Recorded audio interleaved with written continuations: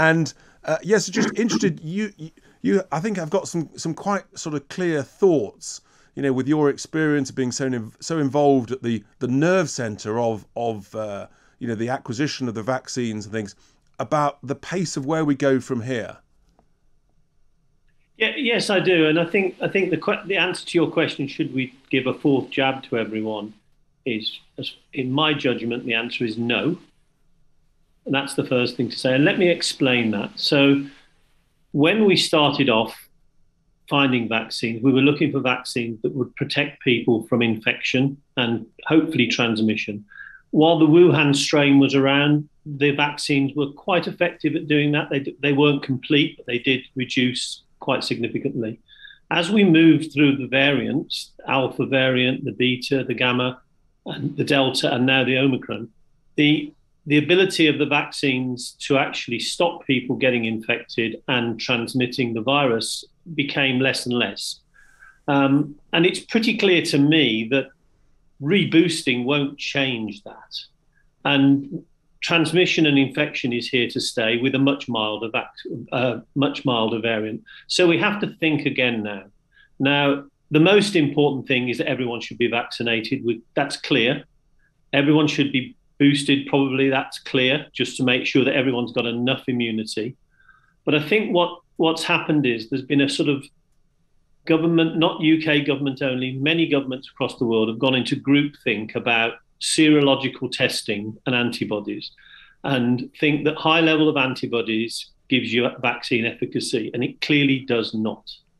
What gives you vaccine efficacy is knowing that behind that immune response to antibodies, there is also cellular immunity. And it's clear that the vaccines are still very effective at stopping people getting seriously ill and dying. And, you know, the number of patients, even going into hospital compared to before the vaccines, is far, far less. The number of people getting seriously ill is even less. The number of people dying are even less.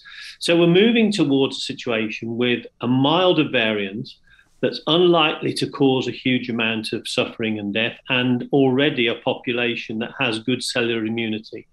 So I believe what we should be doing is getting to grips with measuring and understanding that cellular immunity to decide when, then, and who to vaccinate. And the likelihood is we should vaccinate the vulnerable, and only the vulnerable. And indeed, that's essentially what Professor Sir Andrew Pollard, he's just said, as chairman of the JCVI. Absolutely, he should be targeting the vulnerable. And in a sense, that's familiar or similar language to the language used in the Great Barrington Declaration, which was, you know, protect the vulnerable to the greatest degree.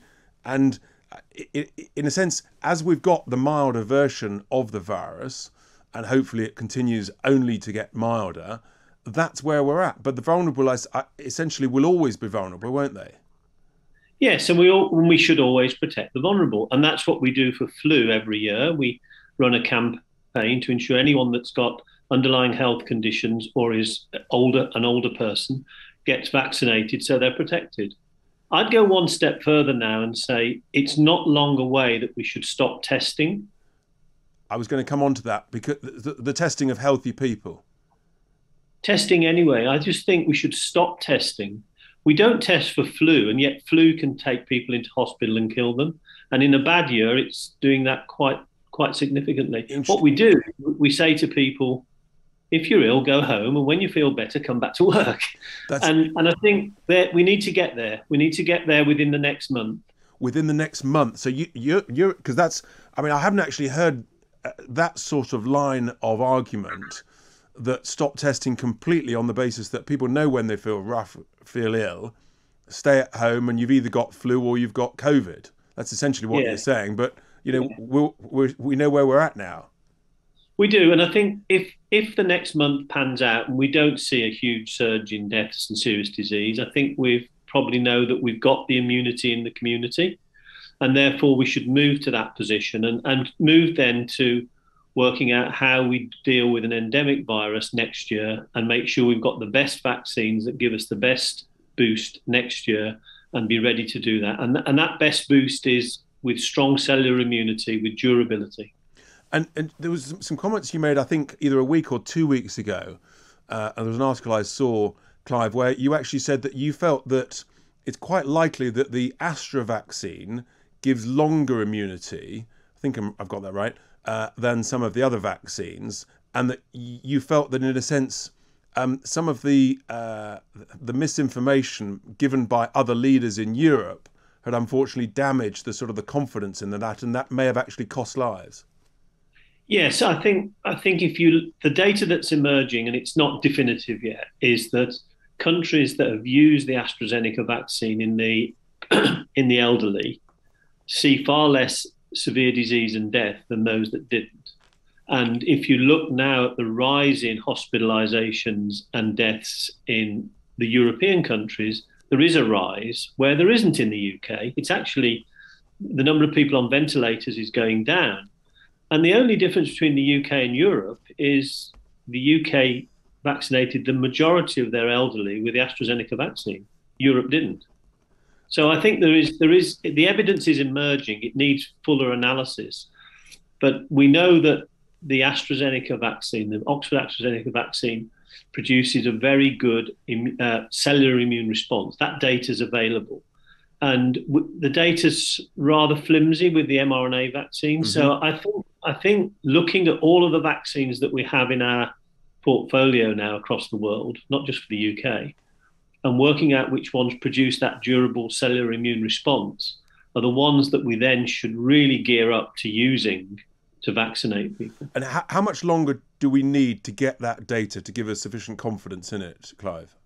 Well, I think actually the government had quite a good foresight there. They set up a group called the COVID Immunology Consortium, headed by Professor Paul Moss, and they've been working away on the immunology of these vaccines and working out, and we're starting to see some of that data, and I think they'll be publishing it relatively soon, I would hope. And I think that's the sort of information that's critical as we move into 2022. And with that information, we should make really good choices of which vaccines to use in the coming winter. Fascinating. Just whilst I've got you, the other side of this is the emerging new developments, exciting developments with some of the new treatments, the antiviral treatments that are being approved every few weeks. Paxlovid, I believe, was approved last week on New Year's Eve by the MHRA, following from the FDA and the European Medicines Agency, which in a sense is good news. I'd like to see more discussion about the confidence in the antivirals, because in a sense that's part of the confidence of coming out of this crisis, that people know that if they are unlucky enough to get hospitalized with it, then actually, or just before, that there are treatments that will deal with it, like a sort of an additional line of defense. Yeah, I think that's really, I'm amazed that if you think back to only just 2 years ago, we had nothing, and now we've got antivirals. We learned that dexamethasone saves lives. We've done some amazing things as well as the vaccines, and I think that's our full tool chest coming together, and eventually there'll be enough there to make sure that we just manage this and what will be an endemic disease in the UK for some time. Because I'd like people to have sort of, in a way, everybody knows what jab they had, whether they had Astra, Pfizer or Moderna, whatever. I'd like people to be able to talk about the antivirals in that same way, that they know that if they get it, then, that whether they go for molnupiravir or Paxlovid, that, they know it's there. And I think that's a real education process to build people's confidence. I think the fact that we haven't yet got all of the doses available, there's only a limited number. I don't think it's time to push too hard, otherwise people will want them before they can have them. But I do agree that we really need to understand the antivirals, what role they'll play, where they'll be used, who will use. Of course, you can't just give them out to everyone and say, if you get them, take them. They've got to be used in a targeted way, and at the moment probably kept, again, for the vulnerable people. Yes. And what is the speed of rollout of the production of those antivirals? I mean, how quickly? I don't know. I really don't know. I mean, normally to produce small molecule pills is much, much faster. Once you've got the process, it's a great big tank that you just make the chemical in and then turn it into a pill. I mean, an interesting statistic, we're now at the position where we may be able to make a few billion doses of vaccine a year. If you are making an enteric coated capsule, which to take as a drug, the world's capacity to make that is in the trillions per month already. Per month, wow. There are factories there that just churn out. So the capacity won't be the issue. Once you've made the drug substance, to get these tablets out, tableting machines are rather fast-moving things. They produce huge numbers of tablets. That's fantastic. Thank you so much, Clive, for those thoughts. That was Dr. Clive Dix, his first appearance here on Talk Radio.